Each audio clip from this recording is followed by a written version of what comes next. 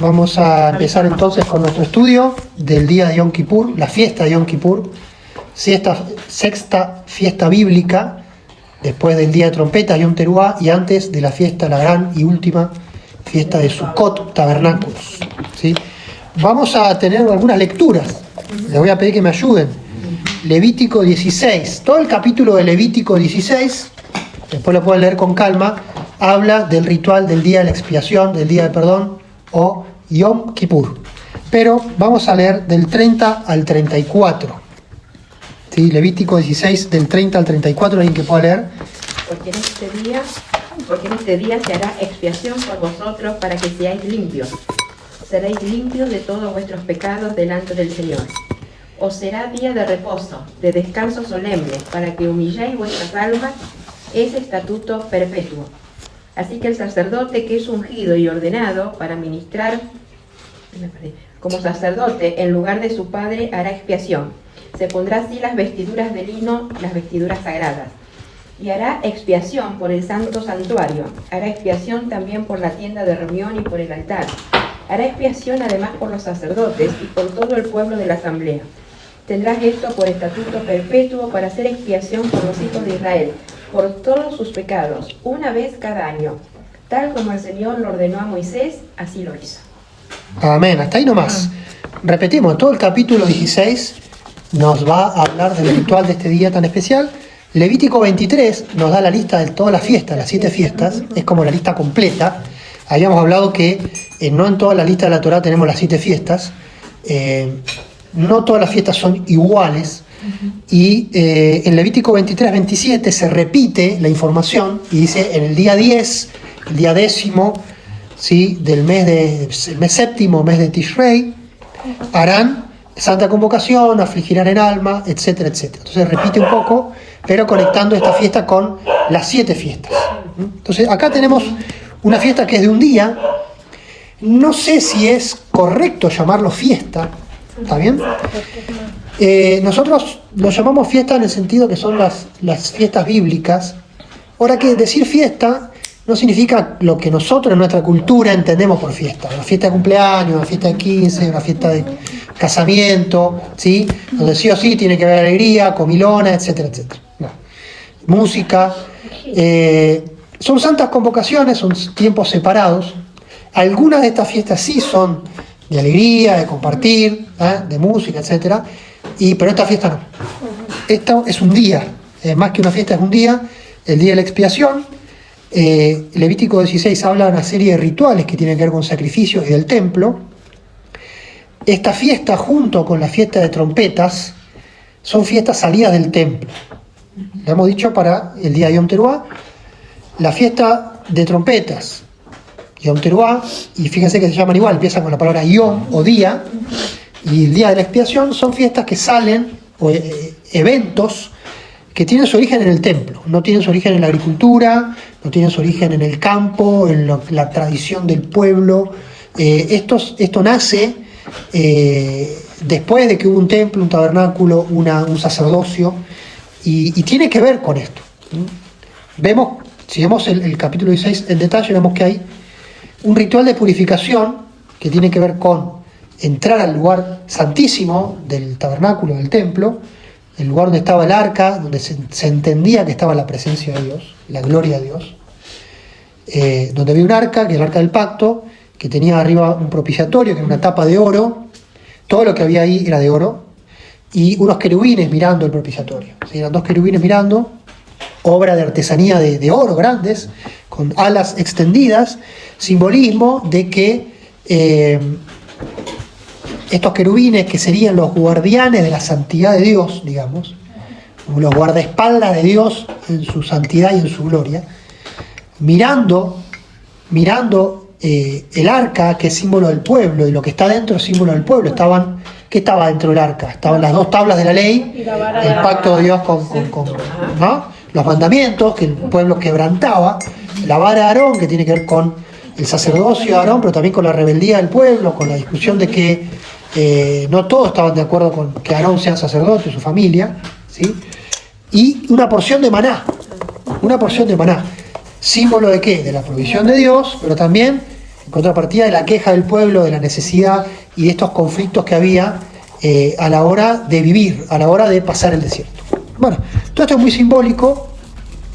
Estos querubines miran hacia el arca, pero en el medio se interpone la sangre de los sacrificios de Yom Kippur que hacen cobertura. Ya viene el nombre, la palabra capará. Yom Kippur, Kippur y capará tienen la misma raíz. La K, la P y la R. Obviamente letras hebreas. Sería la Kaf, la P, la Pei y la Resh. ¿Sí? Kippur y capará. Capará sería como cobertura, ¿sí? Cubrir, Kippur, ¿sí? Tiene que ver con cubrir, dar protección. Como nosotros decimos, che, un amigo me dice, mira, tengo que hacer este trámite o tengo esta obligación y no puedo. ¿Me cubrís? ¿No? ¿Qué significa? Haz esto por mí. Haceme un favor. Cubrime, para que yo no esté en falta. La acción se hace. Buscar al niñito en la escuela, no sé, pagar esto, cubrime, después te devuelvo. ¿Está bien? Entonces, más o menos por ahí es el concepto. Es una cobertura metafórica en este concepto, ¿sí? El concepto de Yom Kippur. Fíjense el texto que hemos leído. Se va a hacer expiación. Expiación, dice la Real Academia Española, es una reparación, un pago, una penitencia, una purgación. ¿Está bien? Hay una reparación. Hemos hablado del concepto de Tikkun Olam en la última charla. Reparación universal. Reparar el mundo. ¿Sí? Trabajar para que el mundo vuelva a ser, o algún día llegue a ser, lo que Dios pensó, o que esté alineado con los propósitos de Dios. El mundo venidero, el reino de Dios, Tikkun Olam, son conceptos judíos muy antiguos. Y esta fiesta también tiene que ver con esto. Cuando hacemos cobertura, cuando se hace cobertura, es para poder seguir adelante en esa expectativa, en ese objetivo. En asociación, el Dios y el hombre, Dios y el pueblo, ¿no? Es como un ajuste de cuentas. Es como hacer números y llegar a un acuerdo. Otros lo pueden ver como una moratoria. ¿Está bien? No diría un blanqueo, que en nuestro país ahora se hizo amigo de los blanqueos. El blanqueo es otra cosa, porque en el blanqueo no está la actitud, ¿sí?, del ajuste de cuentas. Fíjense cuál es la actitud. En ese día se va a hacer expiación por ustedes, serán limpios los pecados delante de Jehová. Es día de reposo, o sea, denle prioridad, ¿sí? En un blanqueo, bueno, ya está esa fe. Internamente no cambió mi actitud, internamente digo, no, a partir de ahora voy a cumplir con mis obligaciones, a partir de ahora voy a ser un buen ciudadano, lo que sea que implique esto del blanqueo. No, no es eso. Entonces, tómenlo como día de reposo, o sea, denle prioridad, ¿no? Aflijan sus almas. Uno va al original y está el concepto de tornarse aní. Aní es pobre, humilde, ¿sí? De condición humilde. Lo contrario de alguien orgulloso, exaltado, soberbio, ¿sí? Y esto lo vamos a encontrar reflejado en el Nuevo Testamento, ¿sí? Si quieren podemos ir a 1 Pedro 5 y 6, alguien que lo pueda leer, porque ahí vamos a entender cómo esta fiesta no solamente es un ritual, sino que es pedagógica, nos enseña cosas de cómo funciona el mundo, cómo funciona Dios, si lo creemos así, y cómo funciona también la vida humana. Entonces, 1 Pedro 5, 5 y 6. Es un ritual donde Dios va a perdonar, pero que requiere, para que esto se dé, tiene que haber una actitud de la persona de humildad. Ese es el requisito, ¿sí?, para conectar con este día. Si yo mantengo una actitud de soberbia, independencia, o que no preciso nada de Dios, o que no creo en esto y para mí esto no sirve, no estoy conectando. No va a haber Kippur, capará para mi vida. Al menos no debería exigirla, porque no cumplí los requisitos. Entonces, si bien hay una actitud de gracia, hay una propiciación, ¿sí?, hay un favor de parte de Dios por medio de un sacrificio, hay un tercero, está Dios, estoy yo, o el pueblo, y hay un tercero que es el que es sacrificado, ¿sí? Que es el animal. Después el Nuevo Testamento va a apuntar a Yeshua, pero hay un tercero que hace la propiciación y que es como el intermediario para gestionar este perdón, esta purga, esta cobertura, esta expiación, ¿sí? Pero de nuestra parte sí ponemos algo, y lo que ponemos es esto de afligir el alma. Alguien que lea entonces 1 Pedro 5, 5 y 6. Igualmente, jóvenes, estad sujetos a los ancianos, y todos sumisos unos a otros, revestidos de humildad, porque Dios resiste a los soberbios y da gracia a los humildes. Humillaos, pues, bajo la poderosa mano de Dios, para que Él os exalte cuando fuere bien. Bien, acá hay un principio. Pedro lo dice, está hablando de una situación de los jóvenes con los ancianos, ¿sí? En la congregación, el respeto. Qué raro, las nuevas generaciones estaban medio rebeldes con las otras, no las estaban reconociendo mucho. Raro. Raro. Entonces, ahí Pedro dice, tengan cuidado, en realidad revístanse todos de humildad, no es que los viejos no tienen derecho para no ser humildes y los jóvenes tienen que ser humildes, sino primero el joven, porque es joven, tenga respeto, ¿sí? Y deferencia a la otra generación, pero después todos tenemos de tener una interconexión, un diálogo a partir de la humildad, y ahí viene el principio general. Dios resiste a los soberbios y da gracia a los humildes. Eso está también parecido en Proverbios 3:34. Alguien quizás lo podría leer como para dar otra lectura de este mismo concepto. Pero acá Pedro lo está llevando a algo que es la atmósfera de Yom Kippur. Entonces, uno dice, bueno, la fiesta de Yom Kippur son fiestas antiguas, el Nuevo Testamento ya no habla. No. Los principios de Yom Kippur están en el Nuevo Testamento, ¿sí? Ya vamos a leer, hay varios versículos, muchos hablan de Yeshua, pero acá es un principio, ¿sí? Que se pone de manifiesto en Yom Kippur. La gracia, que vendría a ser esta expiación, Dios la derrama sobre los humildes, pero resiste a los soberbios, ¿sí? Le pone el rostro duro a los soberbios. Leemos Proverbios 3:34. Ciertamente Él escarnecerá a los escarnecedores y a los humildes dará gracia. Bien, acá fíjense que el proverbio es un poco más drástico. Dice, a los humildes dará gracia. Buenísimo. Ahora, esto de resistir es, en términos del proverbio, es, vos escarnecés, Dios te va a escarnecer a vos. O sea, con la misma moneda. No simplemente resistir una actitud pasiva, o sea, no, mantenerte a distancia, sino que se burla de los burladores. Se va a burlar de los burladores, como diciendo, aquello que han sembrado lo van a cosechar. Entonces, este es el espíritu de Yom Kippur, ¿sí? Y acá ya tenemos el primer principio que está por todas las escrituras. Ahora, si yo no me detengo a estudiar la fiesta de Yom Kippur porque creo que ya no tiene sentido, lo más probable que pase es que yo no pare para conectarme con estos principios. Y si los llego a encontrar, por ejemplo, leyendo Pedro, los voy a entender descalibrados, descontextualizados. ¿De dónde sacó Pedro? Y porque Pedro era apóstol inspirado por Dios. El Espíritu le dijo que él diga esto. No. Está hablando con una cabeza de judío y todos los benditos años su cabeza era adoctrinada por el concepto de Yom Kippur. Entonces nosotros no podemos desentendernos de esto, de la raíz de los conceptos bíblicos. Entonces, volviendo a Yom Kippur, aunque lo hagamos en una mesa de living, aunque no estemos en el templo, que no hay, que no estemos en Jerusalén, aunque no estemos con todo el contexto más apropiado, si vale la expresión, al tomar contacto con la fiesta y con lo que significa, vemos el caudal espiritual y conceptual que transmite. Que no se agota en un día, porque este concepto funciona todos los días de nuestra vida. ¿Sí? Que Dios resiste a los soberbios y da gracia a los humildes. Ahora, ¿cómo lo enraizo entendiendo Yom Kippur? Entendiendo un Dios que quiere acertar cuentas, un Dios que también es justo, que dice, es necesario, no puedo derramar la gracia así nomás. No, hagamos una formalidad, pongámonos a cuenta, como dice Isaías 55, o Isaías 1, si vuestros pecados fueren como la grana, van a ser emblanquecidos, pero bueno, sentémonos y charlemos, ¿no? Tengamos un momento de contacto, tengamos un momento de humildad. Bien, entonces, ¿qué pasaba ese día? pasaban cosas. Fíjense, primero que el que oficia es el sacerdote. Entonces es una fiesta sacerdotal. Necesitamos un sacerdote. Es más, necesitamos el sumo sacerdote.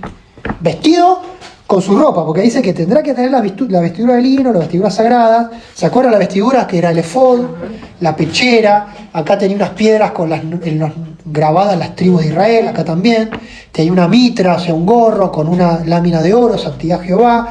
Calzones, ¿sí? Calzones que eran como pantalones de lino para que no se le vea nada. Una túnica. Después como una capa, etcétera, etcétera, etcétera. ¿Está bien? Todo eso simbólico, todo eso diciendo, mirá, aquí no me estoy vistiendo porque me gusta, estoy en la moda, sino porque esto es ritual. ¿Sí? El sacerdote era una persona corporativa, su vida era corporativa, era un símbolo del pueblo. No vivía su vida personal. Es como el rey o los príncipes, que le dicen lo que tiene que vestir, lo que tiene que comer, todo está protocolado. Bueno, el sacerdote era una persona protocolar porque oficiaba en favor del pueblo, delante de Dios. ¿Está bien? Entonces está la vestidura, está el sacerdote, está el santuario. ¿Sí? Fíjense los elementos necesarios. ¿Y qué va a hacer? Va a ser expiación. Lo vimos en Levítico 16:33. Va a ser expiación por el santuario santo. Ah, yo pensé que era expiación por las personas. No. Primero expiación por el santuario santo. Después por el tabernáculo de reunión. O sea, primero por el recinto más sagrado. Después por todo el recinto menos sagrado, el patio. Después el altar. Y después al sacerdote. Y después recién al pueblo. ¿Se dan cuenta de la cascada? ¿Sí? Entonces, ¿qué tenemos acá? Tenemos, pasando en limpio, y tratando de resumir, un ritual anual donde el templo pasaba por el tabernáculo, el sacerdocio y por añadidura el pueblo, pasaba por un proceso de purificación. Un proceso de purificación anual. ¿Sí? Es como el auto de carrera que tiene que entrar a boxes. Ahí le cambian la rueda, le agregan la nafta, le dicen, che, esto viene, le ajustan las tuercas. Bueno, un proceso de ir a boxes todos los años, donde esto implicaba muchas cosas. Primero, había una cuestión de humildad. Necesitaba hacerse esto. No, si lo hace este año no lo hacemos, lo hacemos por costumbre, no. Había una conciencia de que la experiencia del pueblo, la experiencia de Israel, la experiencia del sacerdocio y todo lo que se hacía, era una experiencia imperfecta. Que la presencia de Dios había estado un año conviviendo con un pueblo que hacía lo mejor, pero un pueblo, al fin, imperfecto, pecador, como todos los pueblos sobre la faz de la tierra. Y Dios había estado un año en esa situación. La presencia de Dios, invocada sobre el pueblo, por medio de un pacto, por medio del sacerdocio, estaba en medio de un pueblo imperfecto, bueno, etcétera, etcétera. Podría haber pasado durante ese año distintas cosas, que el pueblo se había alejado de Dios, que el pueblo había dejado de traer las ofrendas, que el pueblo había dejado de cumplir el calendario, que los sacerdotes se habían bandeado, que los sacerdotes se habían peleado entre ellos, que alguno era corrupto, que el otro no sé cuánto, ¿sí? No se olviden que los dos hijos de Aarón mueren en el templo, en el tabernáculo, perdón. Y durante todo el año, el sumo sacerdote ni ningún sacerdote podía entrar al lugar santísimo. Porque Levítico 16 empieza diciendo, decile Moisés a Aarón y a sus hijos que no entren cuando se les ocurra el lugar santísimo. Entonces van a entrar una vez al año, y ese es este día. Entonces, fíjense qué interesante, porque acá tenemos otro concepto. Un concepto que las cosas que nosotros hagamos, llamemos nuestro ministerio, nuestro don, nuestra vida, necesita pasar por un proceso de parar, entender que necesitamos que Dios nos valide, nos perdone, nos renueve y seguir adelante. Es una parada técnica, una parada espiritual. ¿Qué pasó? Con el correr de los años y de los siglos, esta visión cada vez se llevó más a lo personal. ¿Sí? Se hizo más religiosa y más descentralizada concretamente por la falta de templo. Hoy no hay sacerdote, ni sumo sacerdote, ni templo, ni chivo expiatorio, ni becerro expiatorio, ni nada. Entonces se llevó, y también por el paso, digamos, los cambios culturales, ¿no? La El mundo se volvió más individual, ¿sí? No ahora, estoy hablando de los siglos pasados. Por una cuestión natural. Antes era todo colectivo. La sociedad era colectiva, la religión era colectiva, la fe era compartida. Eso después fue cambiando y empezó a ser más individual. Entonces hoy por hoy, si a uno le preguntan o googlean qué es Yom Kippur, van a hablar del aspecto personal, que uno tiene que hacer una autorreflexión y que Dios va a perdonar o va a poner nuestro nombre en el libro de la vida, etcétera, etcétera, o que se define cómo va a ser nuestro año, una cosa medio mística, está en el judaísmo. Ahora, si rebobinamos, lo que vemos es que era una ceremonia sagrada, una convocación santa, seria, no era festiva en el sentido de holgorio, que tenía que ver primero con la revalidación del templo como institución. O sea, primero, antes de llegar al último allá, al pobre, al ciudadano a pie, como se dice ahora, había cosas más relevantes, porque el ciudadano a pie tenía menos exigencias. Porque bueno, se sabía que era un ciudadano a pie. Las normas, lo que Dios le exigía, lo que estaba previsto en la Torá para el ciudadano a pie, era menos que para el levita, y a su vez era menos para el sacerdote, y a su vez era menos para el sumo sacerdote. Entonces, si nos quedamos con que era algo personal y que para todos era igual, no es verdad. No es verdad.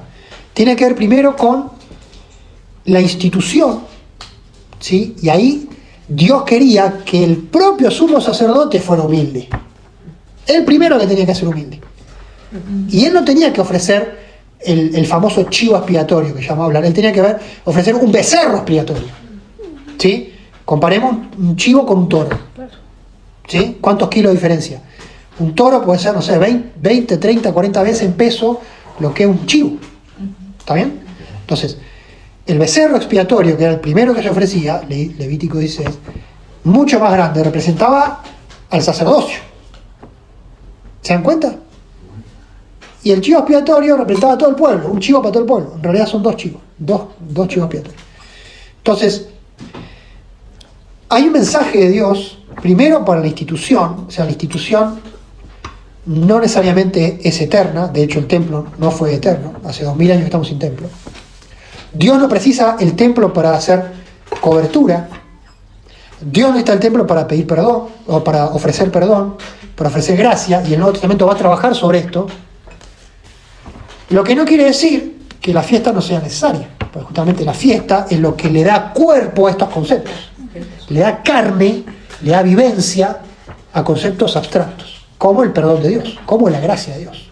Entonces, primero, la necesidad que el sumo sacerdote y la institución, o sea, el tabernáculo, el templo, pasen por una purga, por un periodo de purificación. Porque al fin y al cabo, ¿qué nos dice? Es una institución humana. ¿Está bien? Y como tal, tiene que humillarse. Tiene que humillarse. Después, recién de ahí, eso puede bajar. Sumo sacerdote, sacerdotes, levitas, pueblo. ¿Sí? Entonces, no es que, el pueblo, ustedes humíllense. No, el primero que tenía que humillarse era el sumo sacerdote, después el resto del sacerdocio, después los levitas y después el pueblo. ¿Sí? En definitiva, todos por igual. Pero hay un orden y hay una cascada, porque si yo digo, bueno, es todos, puede ser nadie. Y no solamente era la purificación y la humillación de una persona, sino de una institución y también de un ministerio, de una profesión. Porque el sacerdote tenía un ministerio, un cargo, llámelo como quieran. ¿Sí? Entonces esto también estaba sujeto. Entonces, fíjense, si nosotros anulamos todos estos conceptos, hay cosas que no las podemos reemplazar con una visión neotestamentaria. ¿Cuál es la visión neotestamentaria? Una frase que les gusta mucho, neotestamentaria. ¿Qué pasa? Cuando viene Yeshua, a la hora de Yeshua en la cruz, muchos ven conexión con Yom Kippur. Por ejemplo, Yeshua es interpretado como el sumo sacerdote que ofrece la sangre del lugar santísimo. Alguien que lea la carta a los Hebreos, capítulo 2, versículo 17. Hebreos 2:17 nos muestra a Yeshua interpretado en esta carta como sumo sacerdote que ofrece el sacrificio de Yom Kippur. Dice, por lo cual debía ser en todo semejante a sus hermanos, para venir a ser misericordioso y fiel, sumo sacerdote, en lo que a Dios se refiere, para expiar los pecados del pueblo. Ahí está. Entonces, Yeshua es visto en esta carta como un sumo sacerdote que expía. O sea, como ese sacerdote, sumo sacerdote, Cohen Gadol, ¿sí? Sacerdote grande en hebreo sería, Gadol grande, Cohen sacerdote, que oficia Yom Kippur y entra en el lugar santísimo. Fíjense qué interesante que lo que yo les acabo de decir. Debía ser semejante a sus hermanos. Lo acabamos de leer. Por lo cual debía ser en todo semejante a sus hermanos para venir a ser misericordioso y sumo sacerdote. O sea, tiene que ser semejante. Y si el ciudadano de a pie tiene que estar humillado ese día, ¿qué tiene que estar el sumo sacerdote? Semejante. Semejante. No tiene coronita. No tiene. Esto es interesante. Después, muchas veces, a lo largo de la historia, las cúpulas religiosas, de la religión que sea, han perdido este concepto. Han perdido este concepto, que es propio del judaísmo, que no está en todos lados, y que fácilmente se pierde. Fácilmente se pierde. Ahora, interesante que Pablo, en Romanos, lo ve a Yeshua no como el sumo sacerdote, sino como el chivo expiatorio. Romanos 3:25. ¿Qué dice? A quien Dios preordenó como propiciación por su sangre, mediante la fe, a causa de nuestros pecados cometidos anteriormente. ¿Alguien que lea la versión Valera, por favor, para un poco más largo? 3:25. A quien Dios puso como propiciación por medio de la fe en su sangre, para manifestar su justicia, a causa de haber pasado por alto en su paciencia los pecados pasados. Bien, ahí agrega esta última frase, en su paciencia, a causa de haber pasado por alto en su paciencia los pecados pasados. Acá, Romanos, o sea, Pablo, no sé bien de dónde saca esto, pero se hace como una, dice, bueno, acá Dios hizo una moratoria. Dice, Dios pasó por alto los pecados pasados. No sabemos bien de dónde sacó esta información, ¿sí? Pero el punto es que Dios lo puso a Yeshua como propiciación. Y lo que hemos dicho al principio, que era la sangre derramada en el propiciatorio, que hacía que Dios vea la sangre, como empieza, veré la sangre y pasaré de ustedes. Ve la sangre, queda satisfecho, que hay alguien que pagó, alguien que cubrió, hizo la capará, cobertura, y entonces Dios vuelve a ser propicio. Este es el concepto. Entonces, es interesante. Yeshua es visto como chivo y como sumo sacerdote. Ahora, ¿puede ser las dos cosas al mismo tiempo? Sí. Sí. Con seguridad. Bueno. Él se dice, sois. Puede completar los simbolismos. A ver, acá hay conexión, ¿sí? Acá hay... ¿Qué pasa? ¿Qué hace el Nuevo Testamento? Ve la obra de Yeshua, ve su muerte, la entiende como sacrificial, la entiende Yeshua como ofrenda justa, ¿no? Yeshua el justo. Dice en 1 Juan, ¿no? Tenemos nuestro abogado a Yeshua el justo. Entonces, conecta con los principios de Yom Kippur. Entonces, en Yom Kippur hay un sumo sacerdote. La carta de Hebreos va a decir, Yeshua entró en el templo espiritual, en el templo celestial. No entró en el templo de Jerusalén, entró en un templo celestial, ¿sí? Metafórico, la presencia de Dios. Acá hay muerte de Yeshua, sí, hay sangre derramada, sí. Entonces, es el Cordero de Pascua, es el chivo expiatorio. ¿Se dan cuenta? Entonces hay una conexión. Todo esto lo podemos interpretar de distintas formas. Podemos decir, bueno, la obra de Yeshua está, como se dice ahora, linkeada, está conectada, está alineada, ¿sí? O puedo ir mucho más allá y digo, bueno, a partir de Yeshua, todo lo anterior ya está completado y ese sería un segundo paso, ¿no? Ya está completado, no hay nada más que hacer. Y un tercer paso dice, bueno, si no hay nada más que hacer, porque Yeshua hizo todo, entonces no hay nada más que recordar o no hay ritual que hacer. ¿Está bien? No hay necesidad de celebrar la fiesta bíblica. Entonces este proceso enganchado, encadenado de razonamientos, parten de mi primer paso, de cómo entiendo el tratamiento que hace el Nuevo Testamento de la obra de Yeshua y de las fiestas bíblicas. Si yo lo entiendo como una conexión, como un link, como una validación, fíjate, Y Yeshua murió en la cruz. Murió como un chivo expiatorio de Yom Kippur. ¿Qué quiere decir? Cada vez que yo hable de Yom Kippur, o de testimonio, o celebre la fiesta, entiendo que ahí está Yeshua. Cada vez que yo celebre Pascua, el Cordero me va a hablar de Yeshua. Cada vez que yo, etcétera, etcétera. Esa es una forma. Otra forma es decir, bueno, Yeshua completó las fiestas bíblicas, le dio sentido, completó lo que estaba profetizado en las fiestas bíblicas. Entonces llegó, las fiestas bíblicas profetaban de Yeshua y después ya cumplieron su ciclo, no tienen más. Entonces, ahora nos queda solo Yeshua. Ese es un segundo paso, que ya no es el primero, ya es un adicional. Y el tercero dice, bueno, es lógica pura, si ya cumplió todo, ¿para qué voy a seguir con lo viejo? Y el cuarto eslabón es condenar al que tenga la osadía de hablar de una fiesta bíblica o pretender hacer un testimonio o hacer algo relacionado con una fiesta bíblica. ¿Por qué? Porque se está transformando en un anticristo, que es el quinto paso de esta cadena. ¿Se dan cuenta? Entonces, necesito esos eslabones. ¿Sí? No estoy hablando acá de cosas etéreas, estoy hablando de la historia. ¿Sí? Hago acá un apéndice histórico. No es que esto es algo que yo digo, bueno, algunos piensan así. Esto fue la forma en que muchas congregaciones actuaron. ¿Sí? No sé si se acuerdan, el año pasado hablamos de Juan Crisóstomo. No sé si quieren que lo leamos de nuevo. No quieren hablar, pero bueno. Juan Crisóstomo hilvanó estos eslabones y allá por el siglo IV condenaba y despotricaba y maldecía a aquellos de sus discípulos, los que estaban en su congregación, porque algunos iban a ir a las fiestas bíblicas, algunos iban a hacer el ayuno de Yom Kippur, otros iban a ir a tabernáculos, y entonces Juan Crisóstomo empieza a hacer una serie de homilías contra esta persona y va a tratar de esto, de peste, de enfermedad, de algo que hay que extirpar, etcétera, etcétera, etcétera. ¿Está bien? Entonces, es muy importante como nosotros entendemos. ¿Sí? ¿Qué está diciendo Pablo acá? ¿Está conectando? ¿Está suplantando? ¿Qué les parece? ¿Qué hicieron los primeros? ¿Qué hicieron los apóstoles? ¿Sí? Que eran los más capacitados para marcar el rumbo, ¿o no? Los apóstoles.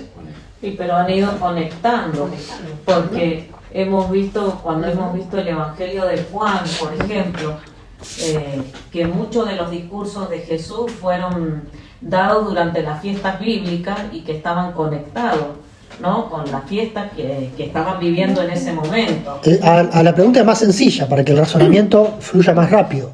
¿Los apóstoles dejaron de celebrar las fiestas bíblicas? No. ¿Sí o no? No. Si uno va al libro de Hechos, si uno va a la enseñanza de Pablo, etcétera, etcétera, encontramos que obviamente las festividades siguieron y los apóstoles estaban. Entonces, no podemos asumir que lo que ellos nos enseñan sea la cancelación, otra palabra de moda, cancelación de las fiestas, porque Yeshua es el cumplimiento último y total. ¿Está bien?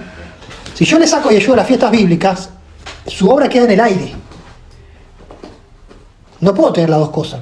O sea, no puedo decir que Yeshua es el cumplimiento de las fiestas y a su vez anular la fiesta. No puedo hacer las dos cosas. ¿Está bien? Porque es un sinsentido. Entonces Yeshua destruye, porque por lógica Yeshua vino a destruir las fiestas bíblicas y establecer algo que no sabemos qué es.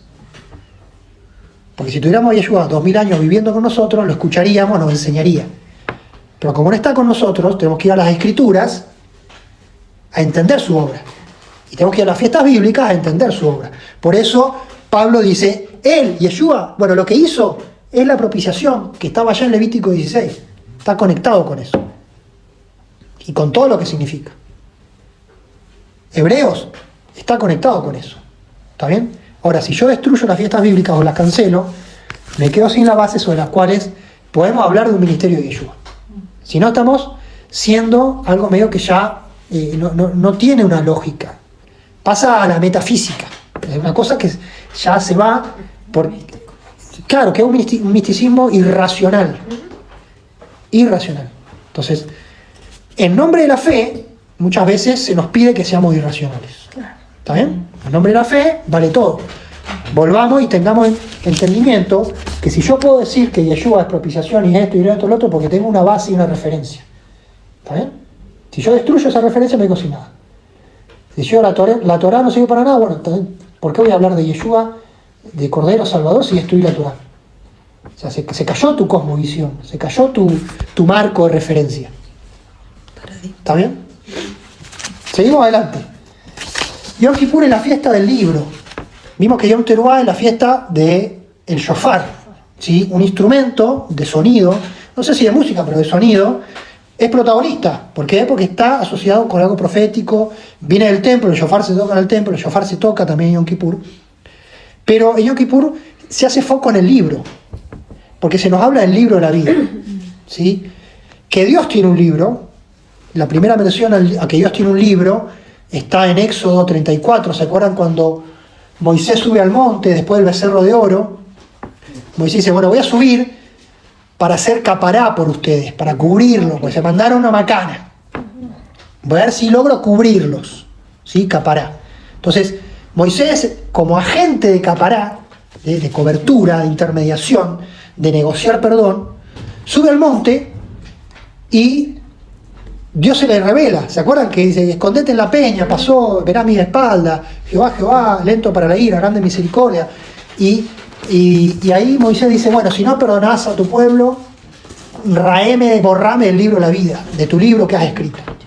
Y Dios que le dice, no, antes borraré del libro de la vida aquellos que vengan contra mí y son rebeldes, A partir de ahí, no sé si es la cita más antigua, es la cita de la Torá, no sé si es la cita más antigua, pero se empieza a desarrollar el concepto del libro. Ahora, la gran pregunta, muy fácil. Pregunta siguiente. ¿Nosotros tenemos libros porque Dios tiene libros o Dios tiene libros porque nosotros tenemos libros? ¡Wow! Esto es para que las neuronas se activen. Es fácil la pregunta. ¿Dios tiene libros porque nosotros tenemos libros o nosotros tenemos libros porque Dios tiene libros? Y nosotros tenemos porque Él tiene, porque ¿de dónde viene todo? O sea,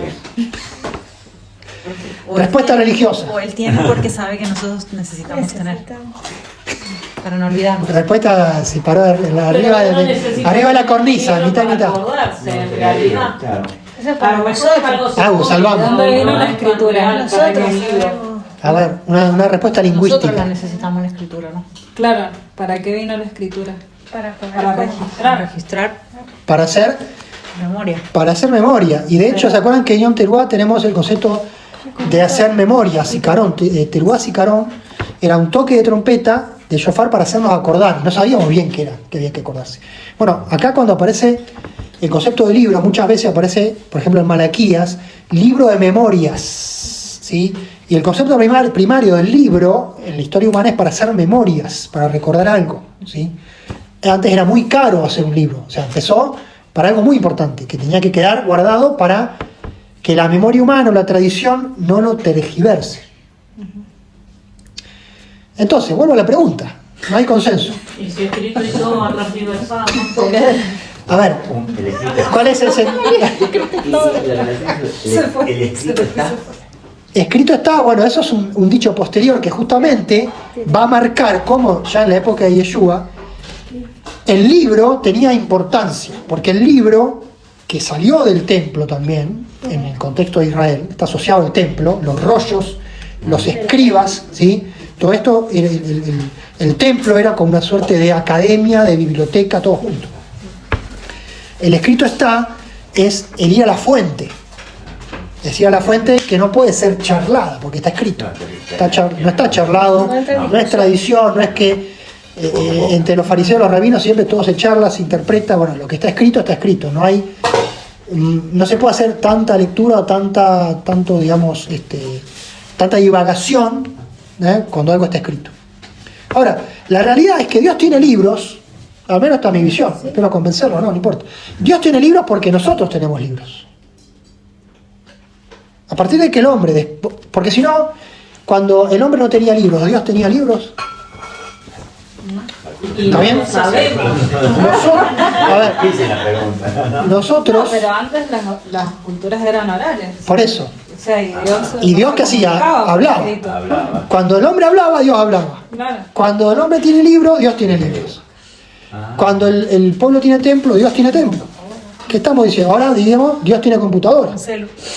¿Por qué? El ordenador. Porque estos conceptos son más para nosotros que para Dios. Tenemos que entender esto. Claro.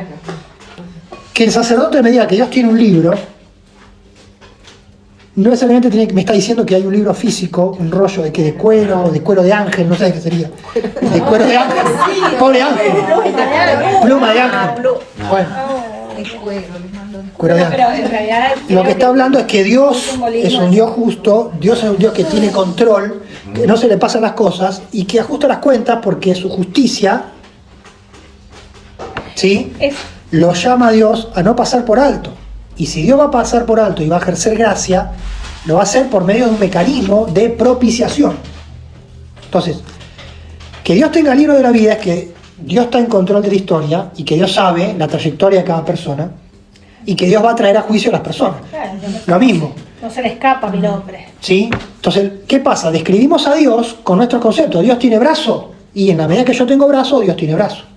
¿O no? Dios tiene el brazo extendido. ¿Está bien? Antropomorfismo. Es describir a Dios con conceptos humanos. ¿Está bien? No está mal, no está bien, simplemente... Fuimos hechos a su imagen. Bueno, Génesis 1. Bueno, eso es otro cantar, ¿sí? Otro cantar. Pero sí tiene que ver con lo que... Hoy vamos a hablar algo de eso, para terminar, tenemos que acelerar. Entonces, el libro viene a registrar las cosas, ¿sí? Es, por decirlo así, un invento humano. En algún momento empezaron a haber libros, antes había tablillas de arcilla, etcétera, Mesopotamia, el papiro, los rollos de cuero, y el libro que tenemos hoy. El libro lo que hace es, de a poco, llevar la cultura colectiva a la individual, porque el libro, ¿quién lo lee? El individuo. El que puede leer. El que sabe leer. Primero al individuo. Antes, leer en voz baja no existía, se leía en voz alta.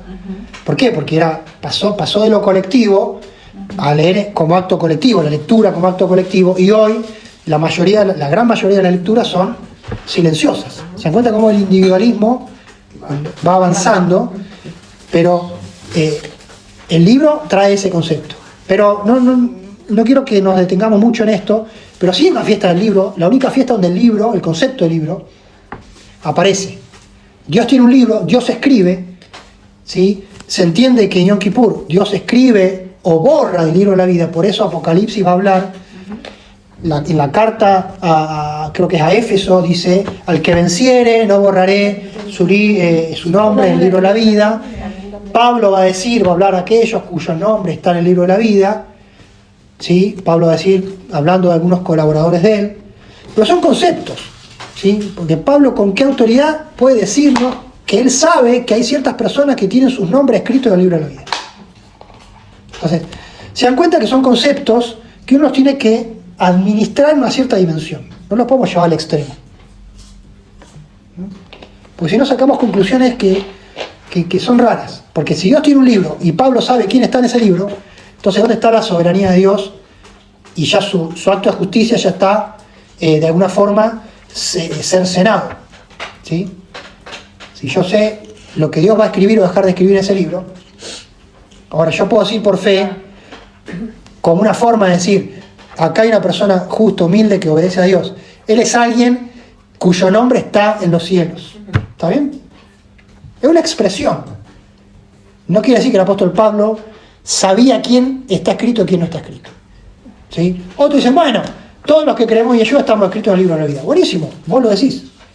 Pero ten en cuenta que estás tomando una atribución que se supone que en los escritos bíblicos, donde nació la idea, donde nació la metáfora, no es una prerrogativa del hombre. El hombre tiene que humillarse, el que escribe es Dios. ¿Está bien? Entonces, tengamos cuidado porque ese Nuevo Testamento nos hace que nos subamos a la moto malinterpretando o interpretando fuera de contexto. Y esto es opinión mía, lo que yo estoy viendo. Lo que a mí me parece que muchas veces extrapolamos frases del Nuevo Testamento y pensamos de una forma que no está alineada con el contexto de esos textos. Volvemos, el contexto son las fiestas bíblicas.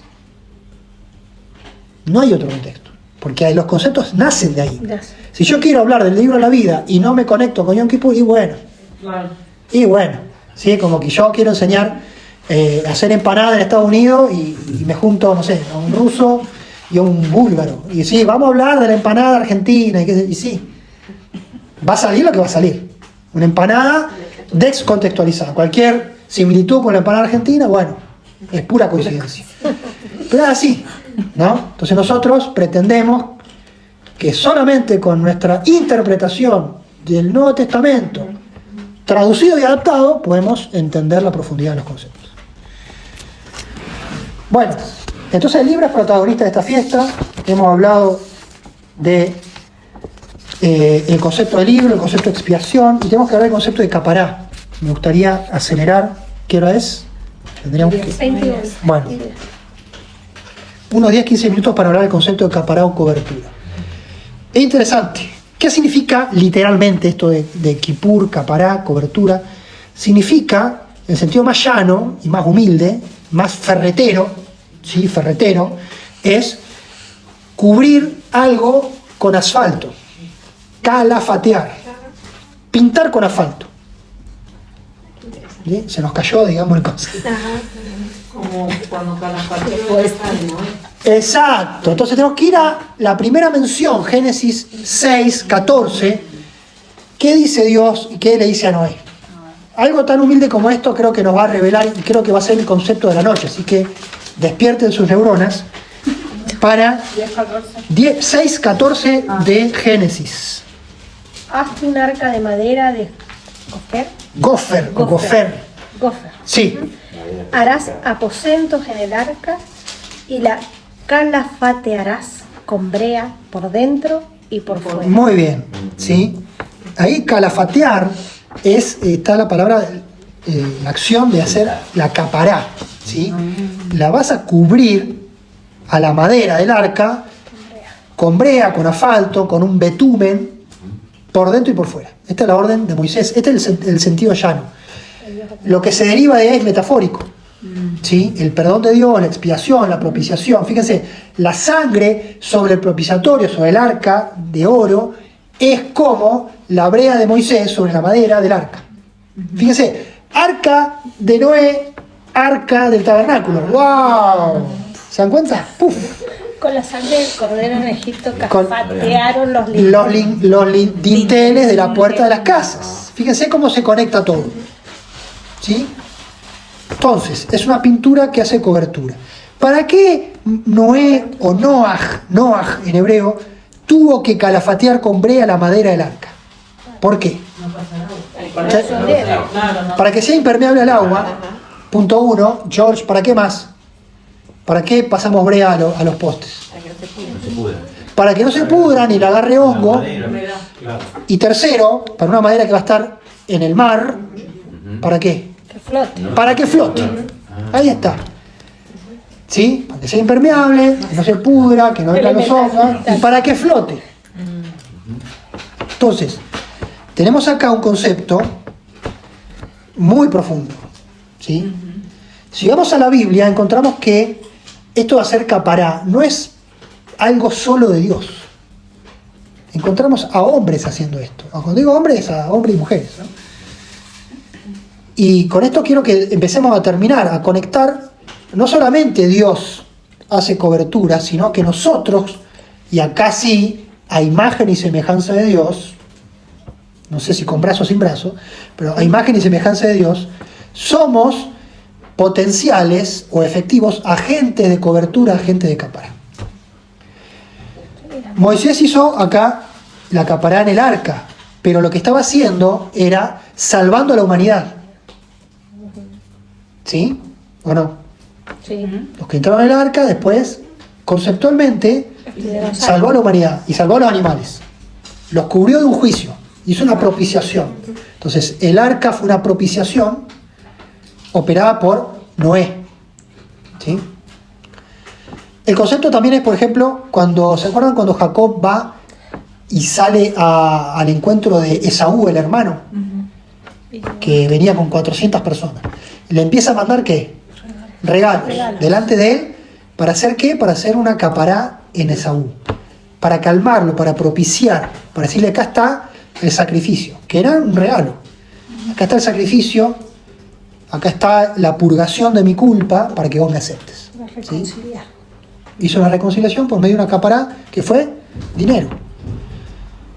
En el templo sabían que había un impuesto. En el Nuevo Testamento a Yeshua le viene a cobrar el impuesto. ¿Se acuerdan? ¿Cómo lo pagó Yeshua? ¿Cómo lo hizo? Con el pez. Con el pez, no, con la moneda. Moneda dentro del pez. ¿Lo mandó a quién? El pobre pez. A Pedro anda a pescar, agarró una moneda, era medio shekel por cabeza. ¿Sí? Bueno, ese medio shekel, dice la Torah, que es para hacer capará por las almas, por la vida del pueblo. O sea, ese impuesto era una capará. ¿Sí? Como usuarios del templo, había ahí un concepto que era un servicio a favor del pueblo, ¿sí? Y que la santidad de Dios iba a estar presente, la forma de que haya una armonía, un equilibrio y demostrar físicamente esa humildad era con el impuesto. ¿Está bien? Entonces fíjense que hay varias formas. Ahora, en nuestra vida, ¿será que nosotros ofrecemos o practicamos la capará, la cobertura? ¿Será que nosotros cubrimos a otras personas? Sí, con las oraciones. Usamos mucho esa frase. Hay una capará externa y una capará interna. La madera estaba calafateada por dentro y por fuera.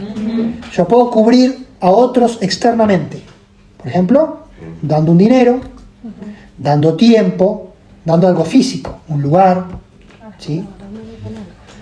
Y también podemos hacer una cobertura interna, la oración, la intercesión, ¿sí? Tomar una responsabilidad espiritual por la otra persona.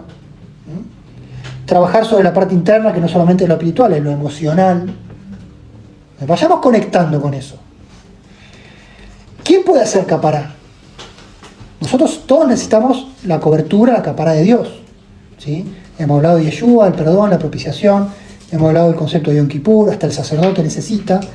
Ahora, en la medida que yo soy humilde y Dios me cubre, yo estoy habilitado, porque estoy en humildad y estoy alineado con Dios, para cubrir a otros que necesitan ser cubiertos porque son madera sin calafatear. Son personas o son situaciones que si yo no intervengo, se van a hundir, como la madera de Noé. Se van a pudrir, como la madera de Noé. No van a flotar. ¿Se dan cuenta? Entonces, Pensaba ¿cómo se hace?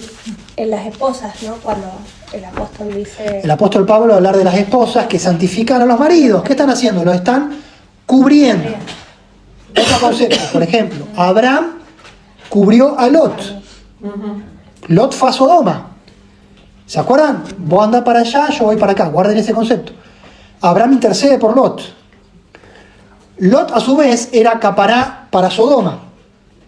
Porque dice el texto del Nuevo Testamento que se interpretaba que Lot era el justo Lot. Para que Dios pudiera emitir juicio, tuvo que sacar la capará, que era Lot y su familia. Lo sacó para poder mandar fuego y azufre, etc. ¿Se dan cuenta cómo funciona? Esto es interesante porque ahora estamos expandiéndonos a algo que es mucho más de Yom Kippur. Yom Kippur es la puerta de entrada para entender un concepto de vida. Entonces, tenemos a Abraham, tenemos a Lot, tenemos la obra de Jonás. Bueno, la obra de Jonás es muy interesante. Jonás primero se aleja, después se acerca. Con esto quiero que terminamos el último concepto, que es el concepto del chivo expiatorio. El chivo expiatorio, que uno va a la esquina y le dice, che, ¿sabes lo que es el chivo expiatorio? Sí, es una frase que se usa para decir que alguien está pagando por otro. Bueno, en Levítico 16 se nos habla que son 2 chivos.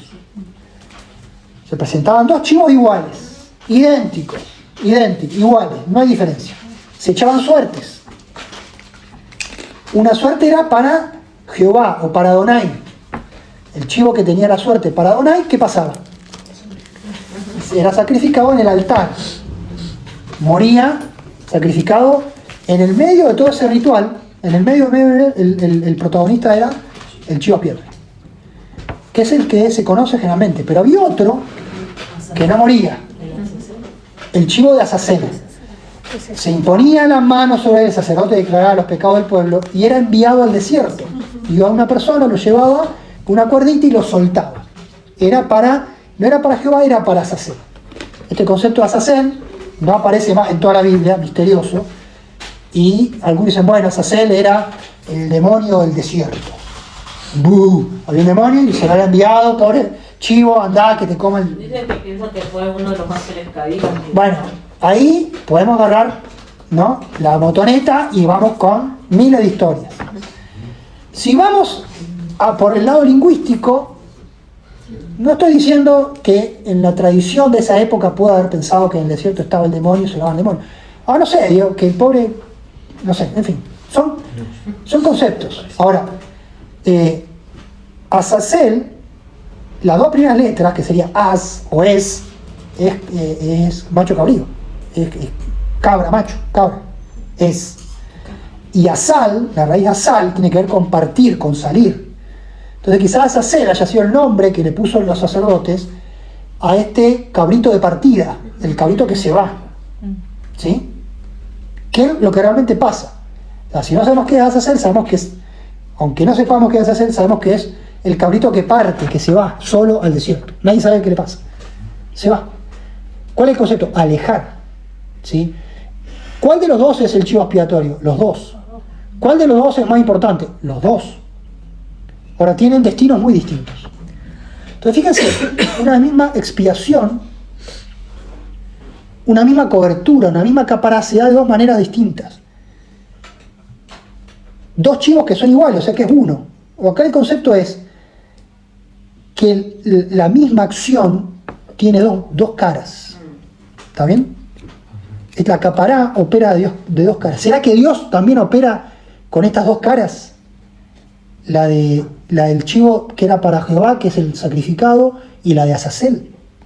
¿Será que podemos obtener una línea, una idea, decir, bueno, hay un comportamiento, hay una forma de actuar, hay una enseñanza atrás de esto? Esto es lo que descubrí yo. A ver si les gusta. Vamos a los profetas. Los profetas operaban una cobertura hacia el pueblo, porque los profetas, hablando, intercedían por el pueblo. ¿Sí o no? Sí. Y el pueblo perecía si los profetas no actuaban. Entonces el profeta era como la sal, como dice Yeshua, la sal de la tierra.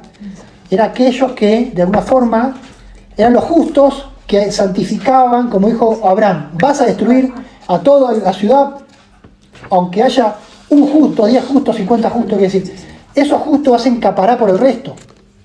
Es un concepto muy judío. Vayamos a, por ejemplo, Elías y Eliseo, ¿sí?, que son el exponente profético de Israel. Elías hacía su cobertura hacia Israel en modo Azazel. En modo Azazel. ¿Cuál es el modo Azazel? A la distancia. Su ministerio fue decirle al rey, 3 años y medio no va a llover. Y se escondió 3 años y medio. Tomó distancia. Lo buscaban, no lo encontraban. ¿Se acuerdan? Estaban con los cuervos, le traían comida en el arroyo, se secó el arroyo, fue para acá, para allá. El modo Azazel pasó más tiempo lejos que cerca. Mató a los profetas de Baal, ¿se acuerdan? Hizo caer un rayo del cielo. ¿Y qué pasó acto seguido? Se fue al desierto, a Beersheba, 40 días.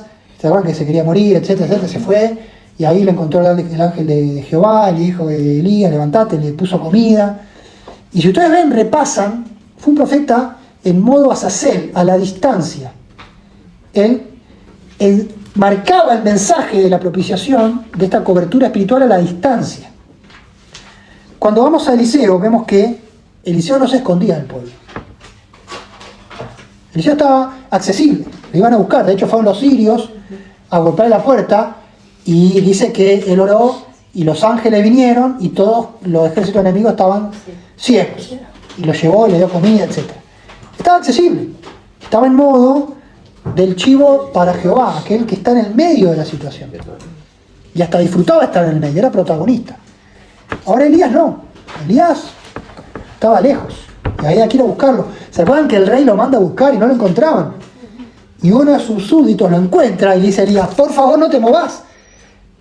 Porque Elías le dice, bueno, que venga el rey. Dice, no voy a ir ahí al rey, porque en eso que yo voy, vengo con el rey. El ángel te lleva, el espíritu te agarra las mechas, y a mí el rey me va a matar. ¿Se dan cuenta? Entonces, modo Azazel y modo para Jehová. Bueno, eran cosas antiguas. ¿Será que en el Nuevo Testamento esto ya no va más? Se sabe que Elías y Eliseo, ¿sí? Son el telón de fondo del ministerio de Juan el Bautista y Yeshua. Las duplas, alguna vez hemos hablado de estas duplas. De nuevo, Juan el Bautista, que vendría a ser el Elías, y Yeshua mismo le dice, este es el Elías, ¿o no? Está en el Evangelio.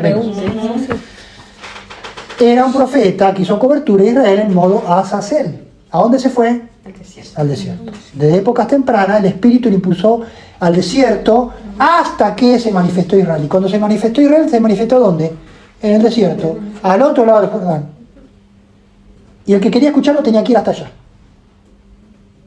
No me importa Jerusalén, no me importa el templo, no me importa el sacerdocio, no me importa nada.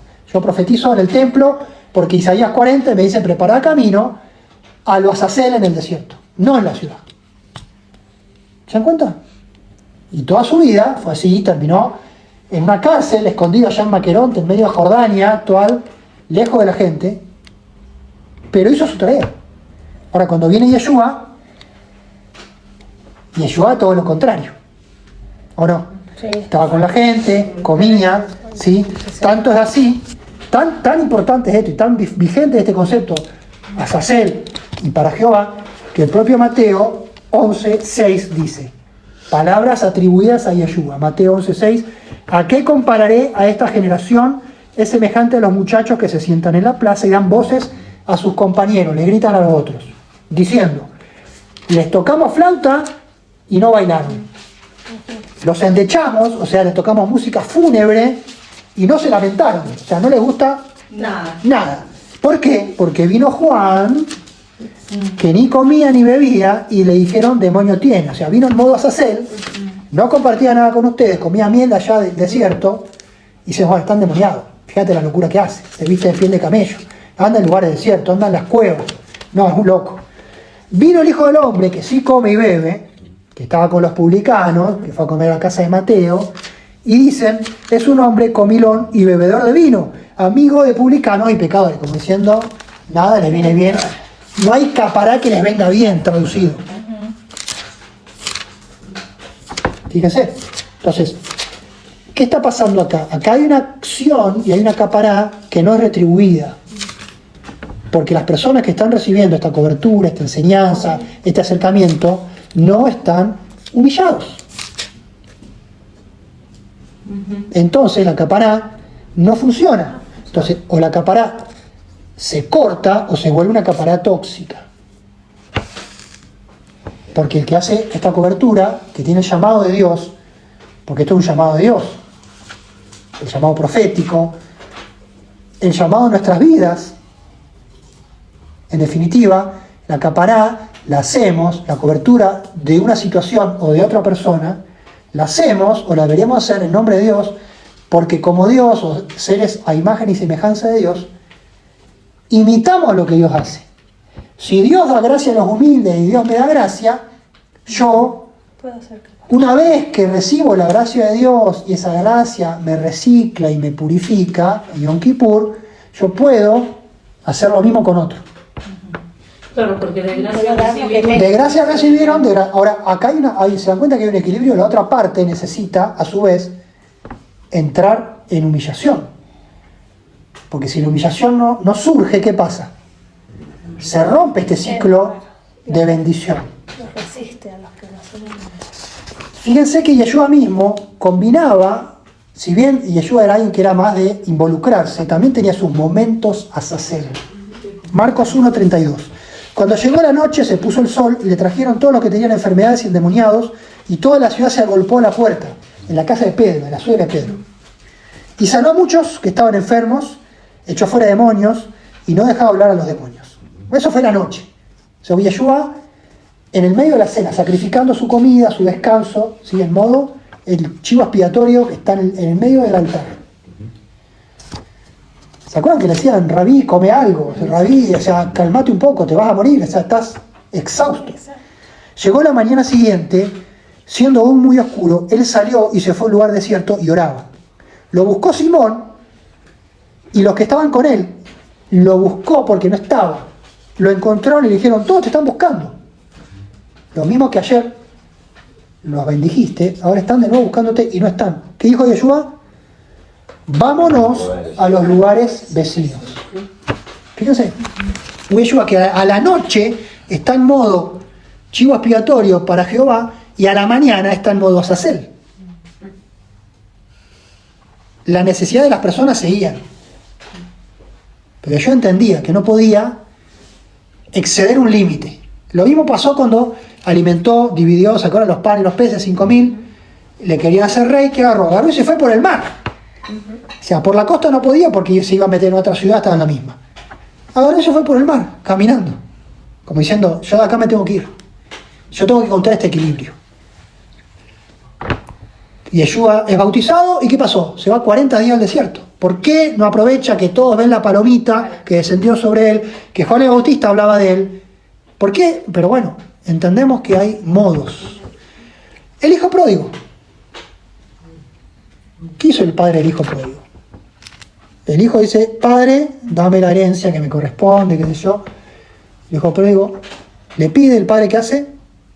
Le da la parte, le da el dinero, ¿sí? Se lo cubre por afuera, pero no por adentro, lo deja ir, se va a la provincia apartada. No dice el texto que el padre iba buscándolo de casa en casa y lo encontró tirado y lo sacó.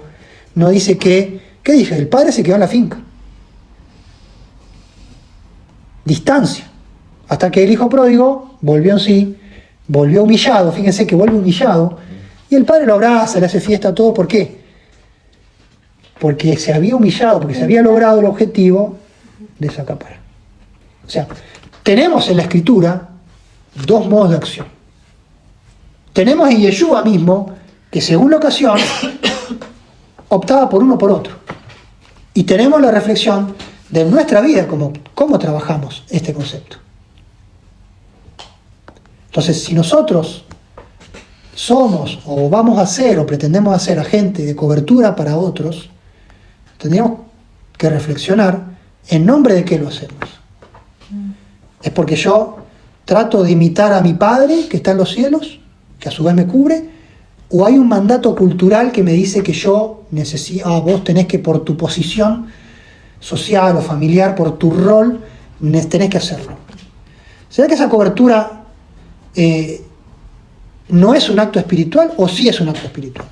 ¿No? ¿Será que lo hacemos carnalmente o deberíamos hacerlo espiritualmente? ¿Será que es indefinido o es definido? ¿Será que tiene que quedar claro que hay una contrapartida, que es la humillación de otra persona? Sea lo que signifique esa humillación, ¿no? Porque puede ser varias cosas. Y si estamos dispuestos a pagar el precio de que si uno retira esa capará, va a ser condenado socialmente.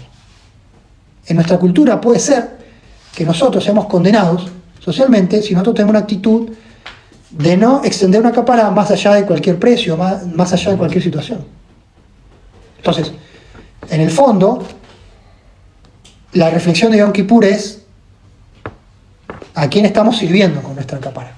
Si es que somos personas que estamos cubriendo a otros, estamos ayudando a que otros no se hundan, estamos ayudando a que otros sean madera útil, ¿sí?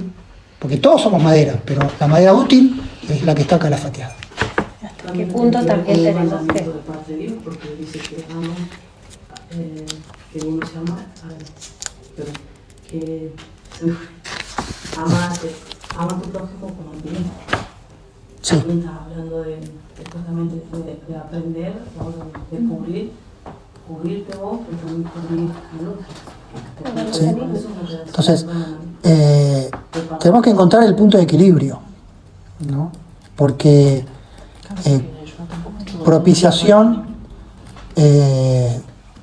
Yeshua es una vez en la cruz, pero durante su ministerio, él supo guardarse, y él supo saber cuándo estar en el altar y cuándo irse al desierto. Dice que Yeshua, no sé si sabían, pero vivió un tiempo, en los últimos tiempos de su vida, se fue a un lugar, estuvo en un par de lugares desiertos, se escondió.